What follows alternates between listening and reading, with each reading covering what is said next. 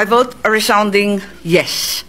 Sa hinabahaba kong pagsisilbi sa Kongreso, sa 12 taon na nanilbihan kami, ang trabaho ng kongrestista, sa pagkaalam ko, ay maging kinatawan ng kanilang distrito o kanilang sektor.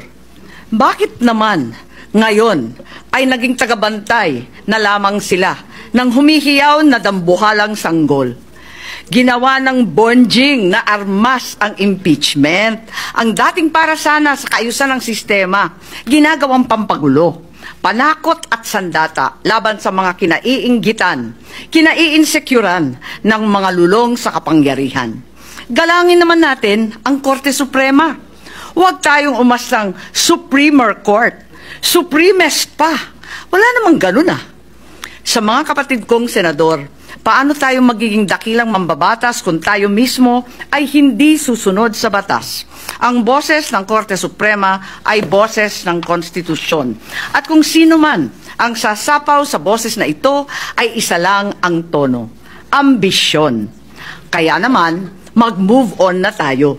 Magtrabaho at huwag konsintihin ang isang spoiled na bonjing. Huwag nang busugin ng pabor. Huwag nang pumayag dahil may pabuya. Huwag tayo magpalaki ng buhaya, baby pa nga ang tawag, lulong na. Sa mga mahal kong kongresista, may suggestion po ako. Ito, suggestion lang naman, Huwag niyong masamain. Kesa inaatupag ninyong palitan ang pinili ng taong bayan, binoto at minahal. Bakit di nyo nalang palitan ang tao, kayo naman lang ang pumili? Ayaw paawat ng iba sa kaka-flex. Ano kaya kung yung speaker nyo na lang ang paltan nyo? Kaya nyo yan. At dahil dito, bumuboto ako ng malakas na oo. Maraming salamat po. With 19 affirmative votes, 4 negative votes, 1 abstention, the motion of Senator Marcoleta, as amended by Senator Joel Villanueva, adhering to the immediately executory decision rendered by the Supreme Court en banc on July 25, 2025, which among others held that the articles of impeachment are null and void ab initio, and that the Senate did not acquire jurisdiction, and to move to transfer the articles of impeachment in relation to case number 002-2011 entitled "In the Matter of the Impeachment Trial of Vice President Sara Zimmerman Duterte" to the archives. The same is hereby approved. Mr. President, esteemed colleagues, this representation stands today not just a senator judge, but as a member of this institution who took an oath to uphold the Constitution. And I'm here, Mr. President, to explain my vote. But more importantly, to stay true to that oath, to serve with integrity and give life to the spirit of the law. Article 11, Section 1 of our Constitution provides that public office is a public trust. Ang isang katungkulan sa pamahalaan ay isang tiwalang ipinagkakaloob ng mamamayan. This underscores one of the core principles of democracy, that ultimate political power resides with the people. And thus, the preamble starts, Mr. President, "We, the sovereign Filipino people," because the government's authority and legitimacy emanates from the people. Thomas Jefferson encapsulated the expectation from a person holding public office in one sentence: "When a man assumes a public trust, he should consider himself as public property." Close quote. Kapalit ng tiwalang ipinagkakaloob ng bayan sa isang tao ay ang paglilingkod ng may katapatan sa saligang batas at sumasalamin sa mithiin ng bayan na nakapaloob dito. Ginoong Pangulo, pag-aari ka ng publiko dahil ang bawat galaw at desisyon mo ay hindi para sa sarili, kundi laging para sa bayan. While due process protects life, liberty, and property, public office is not private property. As Justice Malcolm wrote in Segovia versus Noel, a public position is not owned by its holder. Ang posisyon sa gobyerno ay hindi premyo o personal na karapatan. Ito po ay pananagutan at pagtitiwala ng taong bayan. During the July 26, 1986 discussion of the Constitutional Commission, it was noted that, and I quote, "A violation of an oath of office is itself a violation of the Constitution because a public official's oath is in the Constitution." Close quote. Thus, accountability is not only a moral imperative, it is a constitutional duty. Public officials are answerable to the people at all times, and the mechanisms of impeachment and oversight exist precisely because no one can claim a vested personal entitlement to office. Where accountability is demanded, due process must still be observed. Ngunit Ginoong Pangulo, hindi po ito dapat maging panangga laban sa makatarungan at lehitimong pagsusuri o gamitin upang gawing pagmamay-ari ang isang tungkulin pampubliko. Higit po sa lahat, hindi ito dapat maging kasangkapan upang takasan ang pananagutan. Wala po ni isa ang nakatataas sa pananagutan, nakakatakas sa pananagutan. Lalo na po ang mga nasa pinakamataas na posisyon ng ating bayan. Mabigat po ang papel natin dito sa Senado, Ginoong Pangulo, lalo na sa impeachment. Hindi po ito simpleng usaping legal. Desisyon po ito na nakabatay sa batas at nagmula rin sa ating prinsipyo at konsensya. The framers of our Constitution knew this. That's why impeachment decisions are ultimately acts of political and moral judgment, not just strict legal analysis. Kaya po malinaw ang disenyo ng ating saligang batas. Ang House ang may eksklusibong kapangyarihan para magpasimula ng impeachment, at ang Senado ang tanging may kapangyarihan na lumitis at magdesisyon. This is a sui generis role, unique, exemptional, and deeply rooted in our democratic system. That is also why both chambers of Congress were given the authority to craft their own rules of procedure in impeachment cases. May mga bumatikos po sa atin noon, Ginoong Pangulo, sa pag-remand natin ng articles of impeachment sa House. At sabi nila, ng mga bumabatikos, pag-iwas daw po ito sa tungkulin. Pero kung susuriin pong mabuti, Ginoong Pangulo, hindi po ito pag-atras sa ating tungkulin. It was a necessary and prudent step towards ensuring that the proper procedure was followed so that our decision as a court will not be marred by legal and constitutional infirmities. Now we are faced with the High Court's decision that tackles precisely that which we hope to avert when we remanded the articles of impeachment, Mr. President. So clearly today, the Supreme Court's decision in GR 278353 is a vindication of the Senate's action. We have been called so many names, Mr. President, and ridiculed in the digital court of public opinion. I'm sure the Senate President would likely agree with this representation that the allegations thrown at us regarding the impeachment and even the decision of the Supreme Court, a matter that we have no participation in, are extremely preposterous and absurd. But this exercise, while political in nature, is not about personalities. It's not about revenge. It's not about prevailing sentiments or personal biases. It is about upholding what is legal and constitutional and what will hold true in the years that follow. Let me make one thing clear to our kababayans, mahal nating mga kababayan. We in the Senate have never abandoned our mandate in this impeachment proceeding.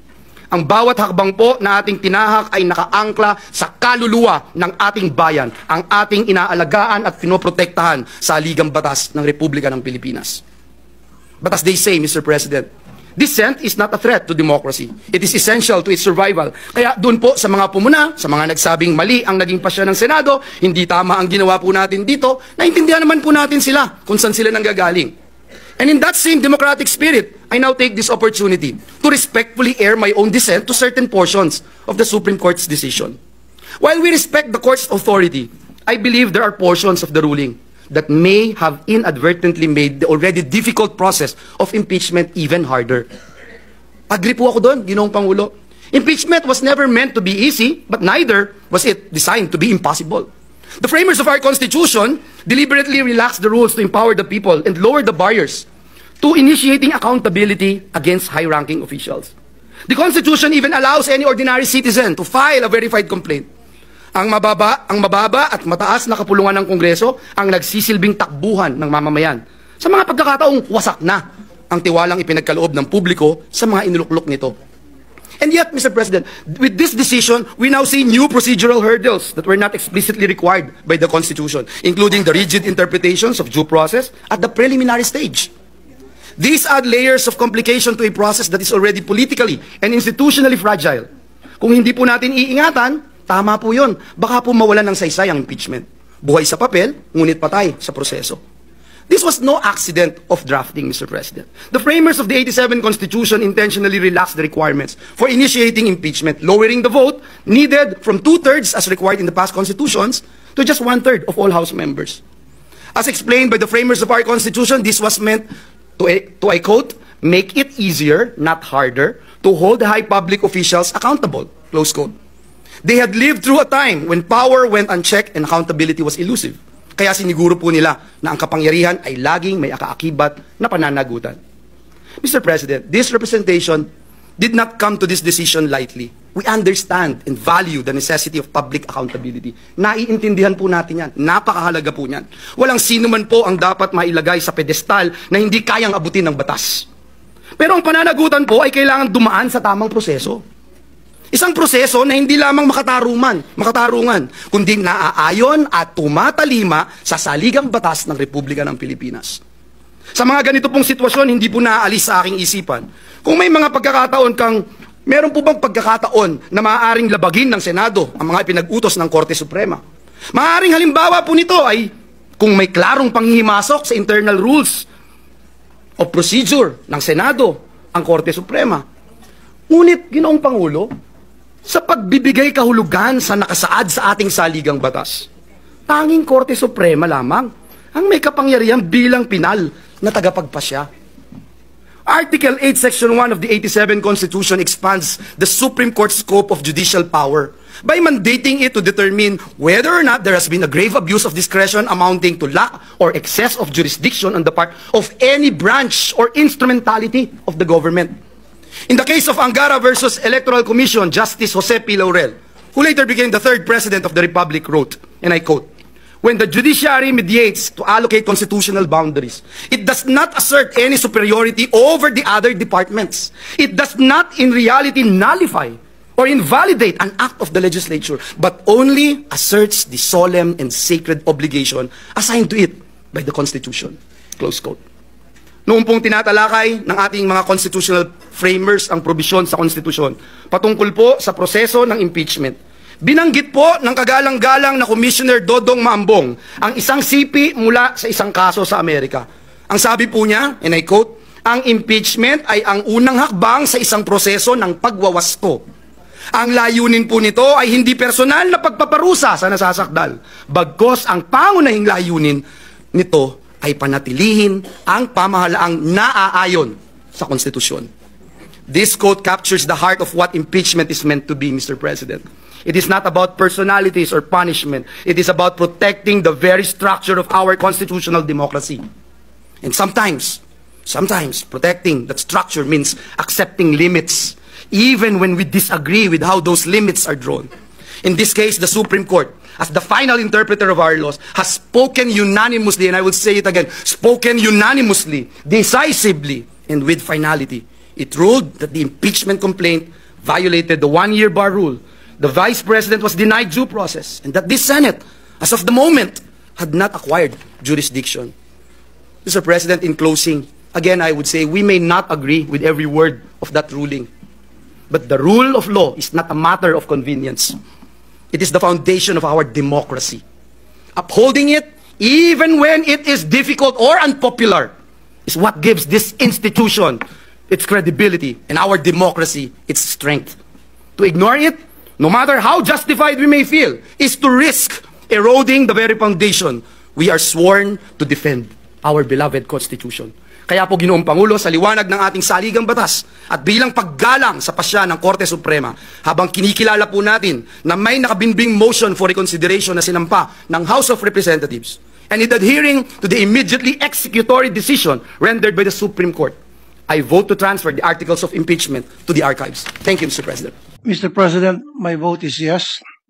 Let me explain my vote. My dear colleagues, in our Constitution, the sovereign Filipino people agreed to establish a government that will run our country. Malinaw dito kung ano ang kapangyarihan ng bawat sangay. Ang legislatura ang tagagawa ng mga batas. Ang ehekutibo ang tagapatupad ng batas. On the other hand, ang Korte Suprema naman ang taga-interpret o tagapaliwanag ng batas kapag may hindi malinaw dito o may pagtatalo kung paano ito ipapatupad. Kaya naman, ang respeto ng bawat sangay ng gobyerno sa isa't isa ay mahalaga upang tuloy-tuloy ang maayos na pagpapalakad ng ating gobyerno. Under the Constitution, it is the House of Representatives that shall have the exclusive power to initiate all cases of impeachment. Wala po tayo papel sa proseso na yan. Our role only comes when a valid articles of impeachment complaint is filed before us. Mr. President, The case before the Supreme Court is about the impeachment initiation procedure before the House of Representatives. Whether a case of impeachment has been initiated according to the text and spirit of the Constitution. Of course, I will not delve into the correctness of the decision of the Supreme Court, but I believe it is within their authority to interpret the Constitution and declare whether the actions and processes before the House is constitutional. And so, we must accord the decision of the Supreme Court the same respect that they give the laws that we enact as the legislative. That is the scope and limitation of our powers. Having said that, allow me to go to the clear, dispositive portion of the decision. Sa dulo po ng 97-page decision, ito po ang sinabi ng ating Korte Suprema. Una, the articles of impeachment are unconstitutional and are deemed null and void ab initio. In other words, walang bisa nung simula pa lang. Second, the court said, the Senate did not acquire jurisdiction to constitute itself into an impeachment court. Ibig sabihin, hindi nagkaroon ng Senado ng kapangyarihang maglitis bilang impeachment court. Mr. President, I agree that we should abide by the decision of the court to avoid any constitutional crisis. And if I were to take the duty to my heart, I believe the decision is very clear. No impeachment court was validly convened. That's my vote. With that said, however, there are concerns raised regarding the decision. So it is important for the Supreme Court to address these concerns. I have faith in the Supreme Court that it will perform its mandate. That's all. Thank you, Mr. President. Ginoong Pangulo, mga kapwa kong senador at sa sambayanang Pilipino, bumoto po ako ng yes sa mosyon na sumasang-ayon sa desisyon ng Korte Suprema sa impeachment case laban kay Vice President Duterte. Ito po ay hindi sa gusto kong iligtas ang Vice Presidente, kundi dahil malinaw ang sinasabi ng ating batas at mas malinaw pa ang desisyon ng Korte Suprema na ito po ay labag sa konstitusyon. Alinsunod po sa one-year bar rule, hindi maaaring magsampa muli ng impeachment complaint ng 1 taon matapos ang naunang reklamo. Ayon po sa kataas-taasang hukuman, ito ay nalabag. At bilang mambabatas, hindi ako pwedeng pumikit na lang sa harap ng isang tahasang paglabag sa ating saligang batas. At para saan o ano pa ang saysay ng panunumpa natin noong nakarang linggo sa tungkulin na nakasaad doon na that I will protect and defend the Constitution kung ito ay susuwin lang naman natin. Ngunit linawin ko ito. Ang boto kong ito ay hindi para i-absuelto si VP Sara Duterte. Sa totoo lang po, gusto ko siyang humarap sa paglilitis upang maipaliwanag ang mga issue, upang sumagot sa mga tanong ng taong bayan at upang harapin anumang pananagutan kung ito'y nararapat. Dahil ang paninilbihan sa taong bayan ay hindi po pribilehiyo, kundi isa ring pananagutan. Public service is not just a privilege, rather it carries also huge responsibilities. Sa loob po ng mahabang panahon, nasanay na ang ilang matataas na opisyal, kapag may kapangyarihan, may lusot. Kapag mataas ang posisyon, immune sa tanong o investigasyon. Tama na. Panahon nang baguhin ito. Kung tunay po na walang kasalanan si VP Duterte, dapat siya mismo ang manguna sa pagbubukas ng lahat ng dokumento, paggamit ng budget at mga hakbangin niya bilang pangalawang Pangulo at kalihim ng DepEd. Walang dahilan para umiwas kung malinis po ang konsensya. Ang boto kong yes ay hindi pagtatanggol sa kanya, kundi pagtatanggol sa legalidad ng proseso. Hindi po ito ang wakas. Kung may basihan at sa tamang panahon, hindi po ako magdadalawang isip na suportahang muli ang isang lehitimo at makatarungang impeachment. Dahil ang pamahalaan po ay para sa taong bayan, hindi po para sa iilang nasa puder. Maraming salamat at mabuhay po ang sambayanang Pilipino. Alam niyo po, ito na po siguro ang pinakamaligayang araw sa buhay ko sapagkat makasaysayan. Ako po ay nagpupugay at malalim na paghanga sa isinagawang paliwanagan ni Senator Marcoleta, Senator Soto, Senator Hontiveros, Senator Lacson, Senator Pangilinan, Senator Aquino, Senator Pia Alan Cayetano, Senator Rafi Erwin Tulfo, Senator Mick Zubiri. Ang palitan ng mga paniniwala sa plenaryo ay simbolo ng humihinga at buhay na Senado. Nagagawa natin ang kalayaan at kasarinlan. Isang demokrasya na naririnig ang bawat naratibo. Tagahanga po ninyo ako lahat. At alam naman po ninyo, sa maiksing panahon ko rito, ako ay pro-Westminster. At ngayon, system po, system. Yan po yung parang sa UK. At yan po yung nakita ko ngayong araw na ito. Ang lahat ng mga senador ay gising, ang lahat ng mga senador ay nandito, ang lahat ng mga senador ay nagtatrabaho sa ayon sa kagustuhan kong makita ko ang bawat debate at ang bawat opinion ng bawat isa. Kaya nagpapasalamat po ako. Napakagandang araw po nito sa inyong lahat at sa ating lahat. Ngayon, mga kababayan, gusto ko pong malaman ninyo na ako po ay nagbibigay pugay sa lahat ng nanonood sa atin ngayon. Malamang ang sasabihin ninyo, siyempre si Robin Padilla, ang boto niyan, alam na natin. Eh, mabuti po, alam nyo na. Ang gusto ko lamang pong liwanagin ay ito. Ang nais ko, sana, ay katapusan na nito. Dismissal. Una pa lang po, bago pa lang po kami na-convene, labag na po sa kalooban ko na matuloy ito.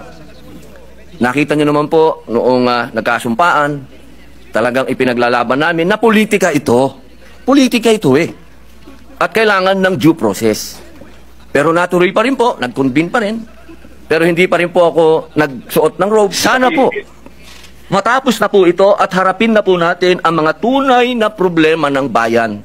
Katulad po ng sweldo, katulad po ng agrikultura, pagkain, kaguluhan sa West Philippine Sea, sa buong mundo. Ang dami po nating dapat pag-usapan. Total, meron pa naman pong Pebrero ang sinabi naman po ng Supreme Court at ang Supreme Court naman po, ang siya naman po dapat na sinasabi ng saligang batas. Malinaw po, matagal po akong ginawang chairman ng constitutional ni dating Pangulo Mick Zubiri. Pinagkatiwalaan niya po tayo, pinag-aralan po natin yan at malinaw sa konstitusyon na ang magpapaliwanag ng saligang batas ay Supreme Court. Kaya sana po, ako'y malungkot talaga dahil napunta tayo sa archive. Yung archive, binasa ko pwede pala yung hukayin anytime, kung ano man. So, hindi pa rin tayo natapos. Kaya sana po, bagamat ang boto ko ay yes, aray. Gusto kong malaman at mailagay po sa lathalan ng Senado na ako'y may reservasyon dyan. Malaking reservasyon ko dahil gusto ko dismissal. Tapusin na natin to. Hindi pa tayo natapos Total, nasabi na lahat. Ilang oras ang banatan. Pero hindi pa rin natapos. Kaya po, mga mahal kong kababayan, bago po ako umupo, nais ko pong malaman ninyo na ang inyong Senado ay tumatakbo. Huwag po kayong malungkot sa mga hindi pabor sa amin o sa mga pabor naman. Isa lang po ang masasabi ko. Tigilan na natin ang politika at mahalin natin ang bawat isa, magkaisa na tayo, pag-usapan natin ang mga totoong problema. Maraming salamat po. Matatag po ang kabawalan ng ating Panginoon Diyos. Kaya lang po, meron pong isang ahas na biglang nakialam. Sabi niya dun sa babae, sinabi ba ikaw ng Panginoon Diyos na pagka kumain kayo dyan sa bunga nung nasa gitna na yun, ay kayo mamamatay? Oo, sabi ng babae. Ay, hindi totoo yun. Ang totoo niyan, pagka kumain kayo dyan, mas lalo kayong tatalino. Ito naman si babae, Mr. President, nakinig. At nung makinig siya, pinuntahan pa niya yung asawa niya. Yun po yung kauna-unahang under desire po, Mr. President. Napakain din po yung asawa. Ano po ang ibig ko sabihin? Bakit ko po nilalahad ang pangyayaring ito? Meron na pong kapasyahan eh. Ang dami pong gustong sumausaw, ang dami pong gustong magsabi ng kaiba yung pananaw at paniniwala doon sa kapasyahan na iginagalang nating lahat. Ang ibig ko po sanang sabihin, magpakaingat-ingat naman tayo kung sino-sino na lang ang nagpapayo sa atin. Kung mapapansin po ninyo ang karamihan ng nagpapayo na yan, may pagkakatulad po silang lahat eh. Una, lahat po sila hindi nila binasa ng kumpleto yung rules of procedures ng impeachment proceedings sa House of Representatives. Sapagkat kung binasa po nila yon, malamang hindi po ganun ang kanilang ibinubulong. Pangalawa, lahat po nung yun ay puro paborito po ng mainstream media. Sila na lang po yung tinatanong eh. Pangatlo, lahat po ng yun, walang pagmamahal sa mga Duterte. Ngayon, kung yung kalipunan po ng mga tao na yun, ng karamihan po sila, sa kanila ay nagsasabi, sila po yung mga legal luminaries. Tingin ko po sa kanila, yung iba ay legal mercenaries, Sir President. With all due respect to the word. Kaya po kung minsan, imbes na po malinawan ang marami po nating kababayan, nagkakaroon po ng pag-aalinlangan. Yung iba po ay naililigaw, nalilinlang sapagkat iba't iba. Kaiba yung mga paniniwala, pinipilit at gustong ipilit na yung pa yung mananaig kaysa doon sa kapasyahan na po na ibinaba ng Korte Suprema. Kung sa bagay nga po, sa una ko pong paghalimbawa, Panginoon Diyos na nga po yun eh. Kinontra pa ng ahas eh. Ginong Pangulo, sa mga abogado po, palaging may biruan eh. Kasi po, sa lahat ng pagdidiskusyon ng ating korte, lalong-lalo na po ang katas-tasang hukuman, hindi naman po lahat ay agreeable. Merong partidong aggrieved siya, merong partidong masaya siya. Ngunit, sa katapos-tapusan eh, wala po tayong magagawa kundi tanggapin ang kapasyahan. Minsan po sinasabi nga natin kahit pabiro, alam mo ninyo basta desisyon ng Korte Suprema ay nagiging bahagi ng ating mga batas, maliman o tama.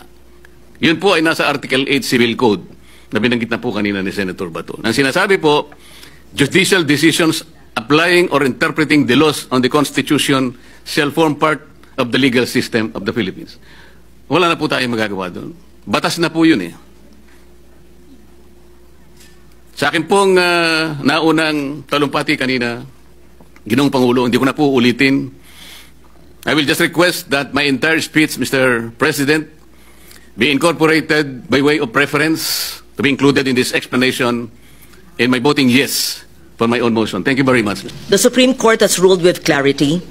It declared the impeachment complaint not only constitutionally barred, but void from the beginning, and further held that the Senate did not acquire jurisdiction over the matter. This decision, by express pronouncement, is immediately executory. We in the Senate are stewards of the Constitution and the rule of law. Our fidelity must be strongest precisely when institutions are under strain or pressure. To proceed as though the ruling were uncertain or optional would be a departure from our constitutional duty. This manifestation is a commitment to respect the present authority of the Court's decision while remaining open to its final word. I cast my vote without prejudice to the Supreme Court's disposition of the pending motion for reconsideration. The Court speaks, and at times it speaks again. But until it does, the Senate must not act contrary to what it has already said. For these reasons, I vote yes. I honor the decision of the Supreme Court. Thank you, Mr. President. I vote yes, and I will explain my vote. Please proceed. Mr. President, I want to register my affirmative vote to adhere with the Supreme Court decision and to archive the articles of impeachment. The Supreme Court has already spoken in a crystal clear language. The Court unanimously ruled that the articles of impeachment against the Vice President are unconstitutional. That the Senate did not acquire jurisdiction to constitute ourselves as the impeachment court, and that the decision of the High Court is immediately executory. The ruling is clear. Wala na dapat tayong impeachment na pag-uusapan sa ngayon. This principle of checks and balances of the co-equal branches of our government is the very foundation of our democratic and republican way of life. The separation of powers allocates to each branch certain powers and prerogatives that other branches may not question or interfere with. Disrupt that delicate balance and we shake, if not threaten, the foundation of our democratic system. When that happens, the people's faith in the various institutions of our government will be lessened. God forbid, we do not want to come to a point when our people no longer trust our courts. Sa ngayon, meron na pong unanimous decision ang ating Korte Suprema. Igalang po natin ito. That is why I voted in favor of the motion to adhere with the Supreme Court decision. But let me be very clear. Hindi ko sinasabi na hindi tayo sang-ayon sa accountability. Sa pagkakakilala ko sa mga Duterte, hindi sila tumatakbo sa kanilang responsibilidad. Haharapin at haharapin nila ang anumang hamon ng panahon basta ginawa lamang po ito sa tamang paraan. Nabanggit din ni Vice President Sara Duterte na handaan niyang harapin ang impeachment case laban sa kanya. Ang sabi ko nga noong nagsalita ako rito last June para isuggest na ibalik ang articles of impeachment sa House of Representatives upang matingnan at masigurong nasusunod ang tamang proseso. I said that justice done the wrong way is not justice at all. Marami namang mekanismo upang mapanagot ang kahit sino mang opisyal ng gobyerno na may pananagutan. Kung meron mang pananagutan, ang mahalaga ay nagagawa ito sa tama at legal na paraan. Mr. President, mag-move on na tayo upang mas magampanan natin ang ating pangunahing mandato at ito ay ang magpanday ng mga batas. Batas na makakatulong sa mga mahirap nating kababayang Pilipino. Napakarami pa rin sa ating mga kababayan ang walang maayos at disenteng trabaho. Napakaraming pamilya ang natutulog sa gabi na walang laman ang tiyan. Napakarami pa rin sa mga mamamayan nating mga nagsasangla ng kalabaw, nagbebenta ng ari-arian sa oras ng tinamaan sila ng sakit, at napakarami pa rin Pilipino ang hirap makakuha ng mga serbisyo at tulong mula sa gobyerno. Kaya magtrabaho na lang muna tayo. Nabibigyan na po ang Pilipino dahil sa ingay ng politika. Politikang hindi naman masasaing sa umaga, politikang hindi naman pwedeng magamit pambayad sa tuition sa paralan, politikang hindi naman makapagbibigay lunas sa may mga sakit. Let us buckle down to our work. The people expect nothing less from us. Ever since, I am for peace and unity. Nakikiusap po ako na magkaisa na tayo para makapagserbisyo na tayo sa ating mga kapwa Pilipino. Maraming salamat. Mr. President, rinirespeto ko at ginagala ko ang kataas-taasan ng hukuman. Ang boto ko po ay yes. Salamat po. Maraming iba-ibang halimbawa, pero iisa ang mensahe. Mandato at responsibilidad ng ating mga korte na tingnan at i-review kung nagkaroon ng pang-aabuso, grave abuse of discretion o di tamang pagsunod sa proseso na itinakda ng konstitusyon. At gaya ng paggalang ng judiciary sa tungkulin ng ibang sangay ng gobyerno, it is our duty to respect the decision of the Supreme Court. Hindi dahil sinabi lang nila, kung hindi kinikilala at nirirespeto natin ang tungkulin nila. In this instance, following and protecting the process of the law means respecting the decision of the Supreme Court. Hindi ito simpleng pagsunod. We do not follow for the sake of following. Ang pagsunod sa batas at sa mga prosesong tungkol sa batas ay isa sa mga susi ng maayos na lipunan at pagbigay ng hustisya. Kapag malinaw ang ating proseso, madaling gumalaw, walang nasasayang na panahon, at mas madaling makita ang katotohanan. Law and order ensure consistency, and they preserve our way of life. Napaka-importante ng panahong ito. Ingatan at alagaan po natin ang saligang batas. It is not just any document or an ordinary set of rules. It is an expression of our collective vision as Filipino people. Defending and preserving the Constitution is not only our duty, it is the right thing to do. Thank you, Mr. President, esteemed colleagues. More than 190 years ago, Justice Joseph Story warned that impeachment requires a lofty sense of duty, a deep responsibility to future times, as well as to God. His words remind us that we serve not only the present, but generations yet unborn, and that our actions must be anchored in constitutional fidelity and historical consciousness. With that solemn duty in mind, may I address the decision of our Supreme Court. Mr. President, the decision of the Supreme Court is very clear, that it left no doubt nor space for any other interpretation. Accordingly, I place on record my position in adhering to the Supreme Court's ruling, a decision that declared that the Senate did not acquire jurisdiction over the impeachment case against Vice President Sara Duterte because the complaint transmitted to us was null and void ab initio. Bakit natin ipinipilit ang isang bagay na malinaw na wala sa ating kapangyarihan? Nagsalita na po ang Korte Suprema. Hindi saklaw at walang jurisdiksyon ang Senado. Tapos na ang usapin. Patay na ang kaso. Mr. President, we must never forget that the Supreme Court is the final interpreter of our Constitution. It is not merely one of three co-equal branches. It is the guardian of the rule of law. If we, the very makers of law, choose to defy its authoritative interpretation, then we commit an unforgivable assault on our democratic institutions, and we undoubtedly invite a constitutional crisis, a breakdown of checks and balances where anarchy replaces order and chaos becomes the norm. Mr. President, let us be clear. No one is above the law. Not the President, not the Vice President, not even the Senate when it sits as an impeachment court. The Constitution is not just an ordinary law. It is the supreme law of the land. And if we betray it to serve political passions or popular sentiment, then we betray the Republic itself. The Integrated Bar of the Philippines, in a statement, said that defying the High Court's ruling would, in effect, erode the very foundations of the legal order. And I agree with this, Mr. President. At the expense of sounding like a broken record, I would like to say again that the Supreme Court is the final interpreter of our Constitution. Tagapagpaliwanag ang Korte Suprema ng saligang batas. At kapag may hindi pagkakaintindihan kung paano dapat ipatupad, unawain ng batas, kabilang ang proseso ng impeachment, ang interpretasyon ng kataas-taasang hukuman ang siyang mananaig.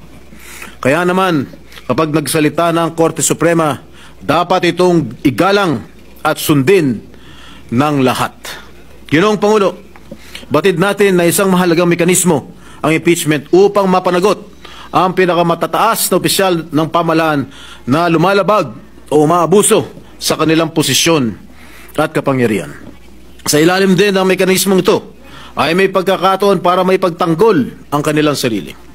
Kaya naman dapat na magamit at maisagawa ng tama ang proseso at masiguro na mga naatasan ng saligang batas na magsagawa nito, ang House of Representatives at ang Senado, ay tumupad sa kanilang tungkulin ng may integridad at walang pagmamalabis sa kapangyarihang ipinagkaloob sa kanila. Hindi na sana dapat maulit ang pagkakamaling nasaksihan natin mahigit 2 dekada na ang nakalipas sa kaso ng aking ama, dating Pangulong Joseph Estrada. Kung inyong natatandaan, noong impeachment trial ng aking ama, pinagkaitan siya ng pagkakataon harapin ang mga paratang sa kanya dahil pinairal ang pansariling interes at hindi tumalima sa kanilang tungkulin ang mga prosecutors mula sa mababang kapulungan sapagkat nag-walk out po sila.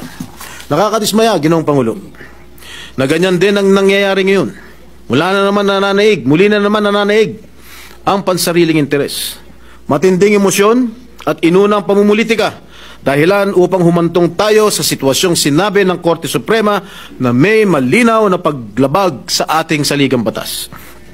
Had we decided to ignore the Supreme Court ruling and proceeded with the impeachment trial, we risk undermining the judiciary's role as the final arbiter of constitutional issues, and this will definitely create a dangerous precedent where future legislatures could just bypass court rulings they deem unwarranted. Mr. President, my dear colleagues, there should be a balance of power among the three branches of government, and this representation does not wish the Senate to be in a direct collision course with the Supreme Court amid calls for us to proceed with the trial. I refuse to be a part of the Senate. I refuse to be part of a Senate that defies the law, disrespects the courts, and undermines the very system of justice we claim to uphold. To my colleagues who insist on pressing forward, I ask these questions. If we cannot obey the law, do we still deserve to be called lawmakers? If we cannot respect the Constitution, Do we still deserve the privilege of serving in public service? At kung ang Senado ay magmamatigas at hindi tutok din ang tuntunin ng batas, hindi ba tahas ang pagtalikod ito sa ating sinumpang tungkulin? Kung hindi natin kayang igalang ang batas na tayo mismo ang nagtatanggol, hindi na po tayo nararapat dito. Mr. President, political will, however passionate or burning within us, is not always the path we should take. There are moments when even our deepest convictions must kneel before the altar of the Constitution, when our desire for action must bow to the rule of law. Our strength as senators lies not in bending institutions to our will, but in bending ourselves to the will of our constitutional framework. Our true power is revealed not when we flamboyantly get our way, but when we gracefully accept outcomes that defy our preferences. Our honor rests in respecting and embracing decisions that contradict our personal beliefs. And our legacy is a democracy that works, preserved by our willingness to submit to something greater than our feelings, our pride, our ego, our very selves. Mr. President, let history show that I chose principle over pressure, law over lawlessness, and country over partisanship.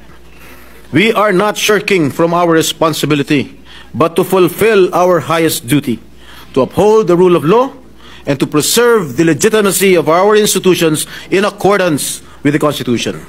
Mr. President, let us act not with haste, but with honor. Let us preserve our republic, not fracture it. I did not swear an oath to defend emotion. I swore an oath to defend our Constitution. Thank you. Surrounding the filing of articles of impeachment seem to violate the one-year bar rule enshrined in Article 11, Section 3, Paragraph 5 of the Constitution, among others. Given this patent violation of the Constitution, I made a motion to dismiss the articles of impeachment against Vice President Sara Duterte. After a long discussion with the members of this chamber of the 19th Congress, I listened and I learned. My motion for dismissal was amended by Senator Alan Cayetano and became a motion to remand. The impeachment court then ordered the remanding of the articles of impeachment to the House of Representatives. This chamber also requires the 20th Congress, House of Representatives, to communicate whether or not they are willing and ready to pursue the impeachment complaint, a requirement which until now has not been complied with. In a sudden shift of events, before the opening of the 28th Congress, the Supreme Court took all by surprise when it promulgated their decision on petitions challenging the validity of the articles of impeachment against Vice President Duterte. When the Supreme Court released their decision to the media, many people expressed their views. There are those who celebrated and commended the Supreme Court. Others voiced out their disappointments. Some criticized the decision. The mixed reactions seem to suggest that the decision promulgated lacks clarity. And yet, Mr. President, after reading the decision, I asked myself, is it long? Yes, 97 pages to be exact. Is it vague? No, Mr. President, it is clear as day. According to the plain meaning rule or verbal alleges, if the statute is clear, plain, and free from ambiguity, it must be given its literal meaning and applied without interpretation. Now, even though the decision of the Supreme Court is not a statute, it still forms part of the legal system of the Philippines as mandated by Article 8 of the Civil Code of the Philippines. Since the decision of the Supreme Court is clear, plain, and free from ambiguity, applying the plain meaning rule, it should be given its literal meaning. That is, the articles of impeachment are unconstitutional. The Senate did not acquire jurisdiction, and the decision is immediately executory. Plain and simple. Kaya naman, Ginoong Pangulo, nagulat ako nung ako'y tanungin, susunod po ba ako or tayo sa desisyon ng Supreme Court? Hindi po ganun kataas ang tingin ko sa aking sarili. I honestly do not place myself in a position so high, too high, that I will be the one to be asked if I will obey the Supreme Court's ruling. Ang nakasaad sa ruling na yon, immediately executory. Wala namang postscript or PS sa baba na nagsasabing, subject to your review and further evaluation. As a member of the Senate and as a citizen of this republic, I submit to the authority of the Supreme Court and respect its decision. Perhaps in shedding light on the highest court's duty, the integrated bar of the Philippines said it best, and I quote, "As the final arbiter of constitutional questions, the Supreme Court bears the solemn duty to interpret the law, determine its bounds, and clarify its implications, even when it revisits past doctrines or addresses new context. This authority is rooted in checks and balances, the very design that guards against the excesses of any branch. Mr. President, the rule of law is the foundation of our democracy. And if we are to be models of upholding the law, then it behoves us to listen and heed those who have been tasked by the Constitution to interpret the Constitution. The interpretation of the law remains lodged with the Supreme Court, and we must abide by its decision. What message would we send out to our people if we, legislators, will not honor the wisdom of the highest court in the land? Are we not, in effect, promoting anarchy? I want to believe that indeed we are men and women of the law, that we live by rules and perform our mandate as elected officials within lawful means. Our people rest easy and feel a sense of security because their Senate has remained to be guardians of democracy. Looking back, the Senate has accepted several Supreme Court decisions in the past. Why should the ruling in this current impeachment case be any different? Is our concept of respect for and acceptance of Supreme Court decisions selective? If that is the case, are we not playing with fire? Fire, mind you, does not always intend to enlighten or illuminate. It can also burn and bring a house down. Much has been said about where I stand, and I understand that my positions on certain matters have always been consistent and transparent. But while the public and this chamber may be familiar with my views, all that is simply driven by what is in my heart. And I say this with humility.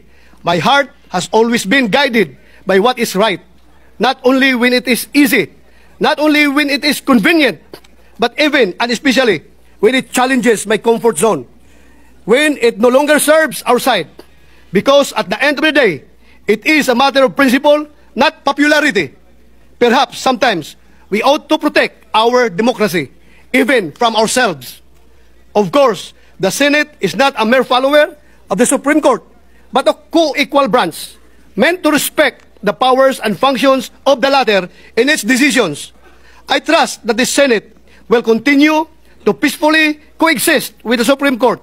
Let us not allow this impeachment trial to become a venue and opportunity to disrupt our system of government. I hope this is not the time when we dance differently, when clearly the same song is playing. We must follow the Supreme Court ruling, not because it is the most convenient thing to do, but because it is what is right and just, no matter how unacceptable or painful it may be. And this is why, Mr. President, I vote yes to adhering to the Supreme Court decision.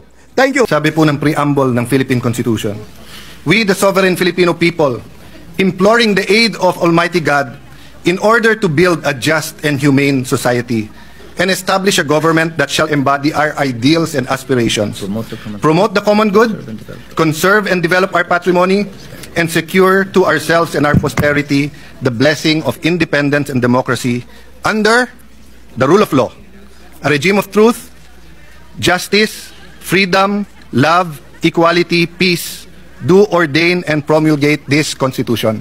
Nanumpa po tayo na susundin natin tong Constitution na to. Madali pong sumumpa, mahirap to pa rin. Madali pong sumumpa na susundin kung naniniwala tayo sa desisyon. Paano kung hindi tayo naniniwala sa desisyon? Paano kung ang tinatanggal ngayong hapon na to ay si President Marcos at ayaw kong maging presidente si Vice President Sara Duterte? Will I have the courage to follow the same decision? That is the test I applied to myself today. Tinignan ko po ang Supreme Court decision, solid po. Hindi nito inaalis ang kapangyarihan sa House to initiate impeachment. February 6 po, sigurado yan. In fact, before February 6, may Quadcom na, magiging glorieta na yan soon. Tuloy-tuloy po yan, yung mga investigasyon na yon. Kasi ganun ang politika sa Pilipinas. I hope yung sa baha, investigahan din. I hope yung sa corruption, sa smuggling, sa karami-rami nating utang, not only this administration, last administration, 10 administrations. We in this room are all for accountability. But tama yung Supreme Court sa tamang panahon, tamang proseso. Jeremiah 29:11 tells us, "For I know the plans I have for you, plans to prosper you and not to harm you, plans to give you hope in the future." Plano ng Diyos, pagpalain tayo. Pero plano ng Diyos, durugin tayo. So, I remember this episode, I think it was in Twilight Zone, and it was also many times portrayed on television. What if nakilala mo si Hitler when he was 6 years old or when he was a baby, papatayin mo ba siya? I think even sa psychology or philosophy classes, tinatanong to ng mga professors, what if you had that unique opportunity, nakatabi mo si Hitler nung 6 years old siya, papatayin mo ba siya? Ang hirap sagutin nun. Of course, for us who believe that thou shall not murder, ang sagot madali. But what if you could have prevented the worst human rights violations in the world, the Holocaust? What if you could have prevented such fire of fascism that it actually swept, kung hindi ako nagkakamali, nag-Time Magazine of the Year pa si Hitler. I wonder what our answer is. But I know my answer here today. If you kill Hitler when you are 6 years old, if you justify the ends by the means, you will create more Hitlers. So if the Vice President is guilty, dapat po siya ay i-impeach. Pero sa tamang panahon at tamang proseso. Nagsalita ng Korte Suprema na mali ang proseso, mali ang panahon. But yun po, Mr. President, sana kung ano ang discussion since February 5 dito na nakatuon kay Vice President Sara Duterte, sana kung sino ang guilty sa mga baha, ganun din tayo. Hindi naman siguro si Sara ang gumawa ng mga baha. Sana po kung ano ang cost ng pagkabansot or stunting yung corruption, ganun din. Araw-araw talagang wag natin tantanan. Lastly, Mr. President, may I make an appeal to the media, our friends, the vloggers, yung iba nandito, political analysts, advocates, school deans, etc. Nakalagay kasi dito, we all agree on a regime of truth. Parati na lang ang vloggers ang nasasabihan na fake news. Alam nyo po, marami tayong political analyst ngayon, di naman sila analyst eh. Ang ibig sabihin ng analyst provides objective, non-partisan, data-driven explanation of political events, systems, and trends. Ang ibig sabihin naman ng advocate champions a specific cause, policy, or interest group to influence public opinion and policy decisions in favor of their positions. Wala namang masama dun eh. So kung ikaw ay advocate, sabihin mo na lang. Pero mag-a-appear ka sa TV, magpapa-interview ka, sasabihin mo political analyst. Pero gusto mo lang, bata mo maging presidente, nililito mo pa ang tao eh. Ganun din po. Ilan beses kami binugbog dito nung iba na ang sabi, bawal daw ang isang senator judge na mag-move to dismiss. Pero sila din ngayon ang nagsasabi sa mga senator judge, mag-MR kayo sa Supreme Court. Saka kayo nakakita na hindi pwede mag-motion for to dismiss. Judges dismisses cases because of no jurisdiction. Ang CA, 3 sila o 5. Hindi nyo lang nakikita sa publiko at hindi sila mag-move kasi sila lang nag-uusap. Ang Supreme Court, hindi ba dinismiss nila? Hindi ba sinabi nila no jurisdiction? Tayo kasi dito nag-usap sa hall na to. So natural, hindi naman pwedeng si Senator Batorni ay tumingin lang sa akin tapos maisip niya dismiss. Walang manifestation dito na hindi sinasabi. My point, Mr. President, is that yung sinabi ni Mahatma Gandhi nangyayari na sa Pilipinas eh. Sabi ni Mahatma Gandhi, if it's an eye for an eye, the whole world will go blind. Let's make our stand. Ilang beses ko narinig dito sa hall na to, ang taong bayan, ang taong bayan, ang taong bayan. Eh, hindi ba naman lahat naman tayo halal ng taong bayan eh, di ba? Hindi ba pwedeng sabihin ko na lang ang opinion ni Alan Cayetano? Isa lang naman ako eh. Ang opinion ni Joel Villanueva. Ang opinion ni Mocha Uson, isa lang naman siya. Pero yung sabihin ko sa inyo, guys, ang opinion ng civil society, ang opinion ng masa, ang opinion ng taong bayan, dapat makonvict. Are we not overstepping and are we not confusing rather than enlightening our political processes? Yes, you might think this is a different Alan Cayetano from the impeachment of President Estrada, impeachment of President Arroyo, impeachment of, yung hindi natuloy na impeachment kay CJ Davide, sa impeachment ni CJ Corona. But aren't we supposed to be wiser? At hindi ba tama naman yung sinabi ng Supreme Court? Dapat may impeachment, pero hindi dapat gamitin ito ng magkalaban lang sa politika. Ayaw natin maging presidente si Vice President Sara, talunin nyo na lang sa 2028. Ngayon, kung talagang may ginawa siyang masama, edi impeach, pero sa tamang paraan. I apologize if I'm emotional on this issue, but hindi tayo makawala eh. Ang daming mas importanteng issue, pero nakapako tayo sa issue na to. Thank you, dear colleagues, and thank you to Filipino people. The decision stated the Senate did not acquire jurisdiction to convene itself as an impeachment court. As such, there is no constitutional authority to even convene as an impeachment court. I am a member of the Senate and I am a lawyer. I am bound by my solemn oath. Nag-oath po tayo last week lang. Ang sabi dun sa oath, I will well and faithfully discharge to the best of my ability the duties of my position. Ginusto ko ba to? Do I want to be a judge here? Hindi po. Nung nag-aral po ako ng law, sabi ko, Lord, wag niyo akong gawing judge. I hate being a judge. Malambot po ang puso ko. Kung pwede lahat innocent, yun ang gagawin ko. Kasi napakahirap humusga ng ibang tao. But this is my solemn duty. It is my duty. I took an oath. And therefore, gustuhin ko man o hindi, I have to make a decision. And binabase ko ang aking desisyon kung ano ang sinabi ng Supreme Court. Yun naman po aming lawyer's oath. I do solemnly swear that I accept the honor, the privilege, duty, and responsibility of practicing law in the Philippines as an officer of the court in the interest of our people. I declare fealty to the Constitution of the Republic of the Philippines. Idudugtong ko yung oath na yon dun sa sinabi ng Supreme Court na kailangan sundin ang Constitution. At siya ho ang magpapaliwanag kung paano i-interpret ang Constitution.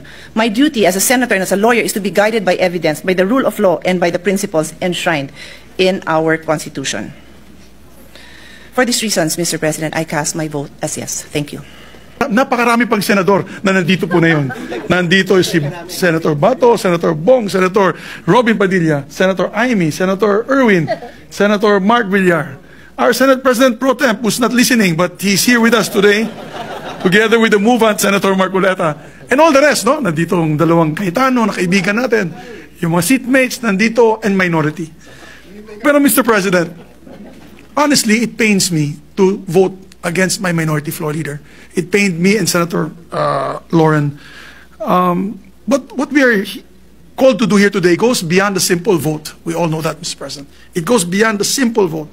Rather, for me, it's a test of our commitment to our Constitution and the rule of law. When the House of Representatives transmitted the articles of impeachment to us in February 5, 2025, my position was clear. We must go ahead with the trial, as this is our constitutional duty. In many interviews, that's what I said. It doesn't matter how I feel about it, because many people already said that I was on the other side. But I've said it doesn't matter what my personal feelings are. What matters is that we proceed with our constitutional duty. When the motion to remand the articles of impeachment came up on June 10, 2025, it was also my position, again, clear, that we must remand the articles not for the sake of dismissing the trial, Mr. President, but for the purpose of ensuring that the House of Representatives had not violated the impeachment process as laid out in the Constitution. I have always upheld the principles of rule of law and the primacy of the Constitution. And I've consistently shown the highest respects for the Supreme Court as the final arbiter of all constitutional questions. So today, again, my position is clear. We must respectfully adhere to the court's ruling that the current impeachment complaint is unconstitutional. Our Constitution expressly empowers the Supreme Court to review even the article or the actions of political branches. In Francisco versus House of Representatives, that case which has been mentioned by almost all my colleagues here, the court affirmed that it is the final arbiter for constitutional questions, with authority to strike down acts that violate the Constitution.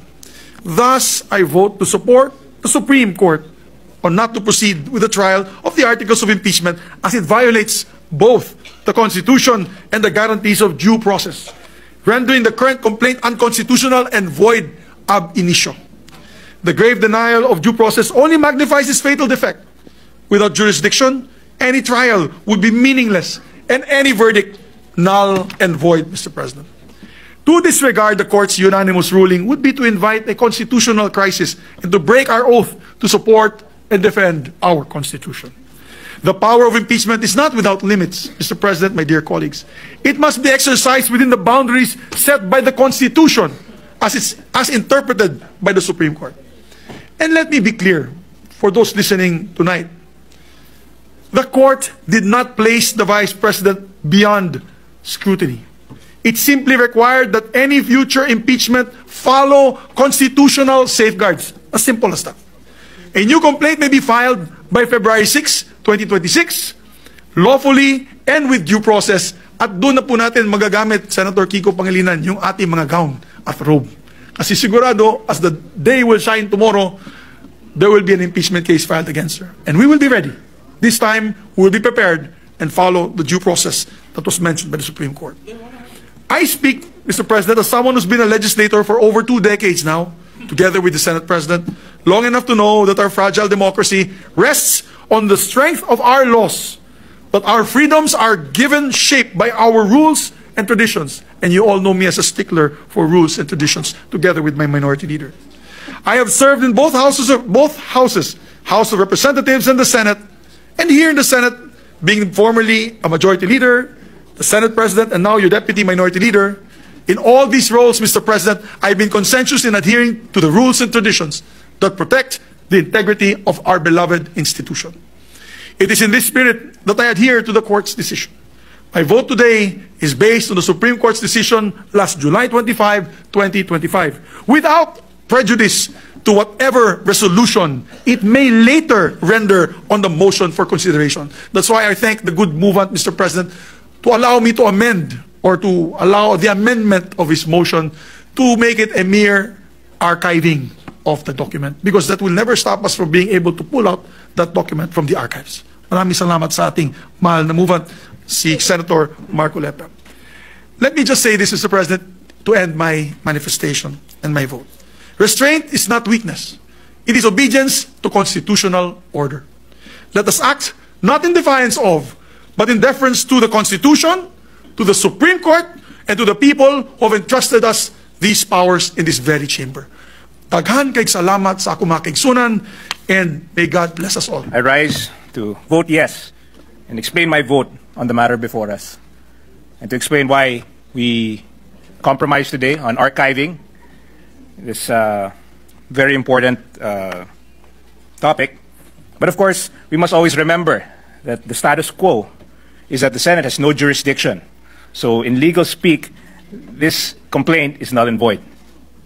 Last July 25, the Supreme Court rendered a unanimous decision declaring the articles of impeachment against Vice President Sara Duterte unconstitutional, noting that it is barred by the one-year rule under the Constitution and that it violates due process. The merits of this decision are not an issue at issue before us. The sole question we need to answer is whether the Senate should respect the decision of the Supreme Court. And I say clearly and emphatically, yes. The Supreme Court has the ultimate authority to interpret what the Constitution is. No one, including the Senate, can substitute its opinion over the courts in any matter concerning the Constitution. And the Constitution itself, in Article 8, Section 1, entrenches the court's role in interpreting the Constitution and determining whether there has been a grave abuse of discretion amounting to lack or excess of jurisdiction by any branch or instrumentality of the government. This includes the Senate, even when acting as an impeachment tribunal. Justice Laurel laid down the doctrine in the Supreme Court as the final arbiter of constitutional issues in Angara versus Electoral Tribunal, where it was stated that when the judiciary mediates to allocate constitutional boundaries, it does not assert any superiority over the other departments. It does not in reality nullify or invalidate an act of the legislature, but only asserts the solemn and sacred obligation assigned to it by the Constitution to determine conflicting claims of authority under the Constitution. At dahil nagdesisyon na po ang Korte Suprema, tungkulin po ng Senado na sundin ang desisyon na ito. Sumasangayon man tayo o hindi, dahil nangako tayo, bawat isa sa ating mga senador, that we will support and defend the Constitution of the Republic of the Philippines, that we commit to obeying all laws and legal orders issued by the duly constituted authorities. Nasa oath of office po natin ito. In staying true to our oath of office, we must abide by the order of the duly constituted authority in matters of the Constitution, the Supreme Court. We must uphold the Constitution. Thus, the Senate cannot acquire jurisdiction to proceed with the trial, much less issue a verdict. Tulad ng sabi ni Senior Associate Justice Leonen, the impeachment process is a constitutional process. And although it is also a political process, it is not isolated from the requirements of the Constitution as a whole. Kailangan obserbahan ang due process, ang tama at makatarungang proseso bago matanggal sa posisyon ang isang individual. Habang iginagalang natin ang opinyon at pananaw ng bawat isa sa mga importanteng usapin, kailangan natin igalang, kilalanin at bigyang halaga ang kakayahan at kaalaman ng mga maestrado ng kataas-taasang hukuman na binigyan ng kapangyarihan ng ating konstitusyon bilang huling hukom na ipaliwanag kung ano ang batas at kahulugan nito at magdesisyon ng pinal sa isyung ukol sa konstitusyon. By recognizing the authority of the Supreme Court on the matter, the Senate does not abandon its mandate and its wisdom as an independent political body, nor does it concede or submit to a co-equal branch of the government. We are simply upholding the rule of law. At kung susuway tayo sa desisyon ng Supreme Court sa isang isyung konstitusyonal, binabaliwala natin ang konstitusyon. Ito ay magdudulot ng isang krisis sa ating saligang batas at lipunan na hindi makakabuti para sa taong bayan. As a functional society governed by the rule of law, we must accord our democratic institutions with respect, value their guidance, recognize their competence, and cherish their independence. Mr. President, pinapatunayan ng desisyon na ito na makakaasa ang tao na ang due process ay hindi lang guni-guni o kasabihan walang katuturan. Na ang due process ay para sa lahat at hindi lang para sa mga kakampi. Isang patunay na mapabisi presidente man o ordinaryong Pilipino, makakasigurado tayo na ang mga institusyon, ang Korte Suprema at ang Senado ay handang ipagtanggol, pahalagahan at bantayan ang ating mga karapatan. Without the rule of law, people may act without accountability, government leaders may act on personal interest, individual rights can no longer be guaranteed. Without the rule of law, there can be no justice, no order, and no real democracy. To end, I would like to quote Supreme Court Senior Associate Justice Leonen, who penned the decision. There is a right way to do the right thing at the right time. This is what the rule of just law means. This is what fairness or due process of law means, even for impeachment. Maraming salamat po. I vote yes to the motion to archive the articles of impeachment against Vice President Sara Duterte, respecting the decision of the Supreme Court.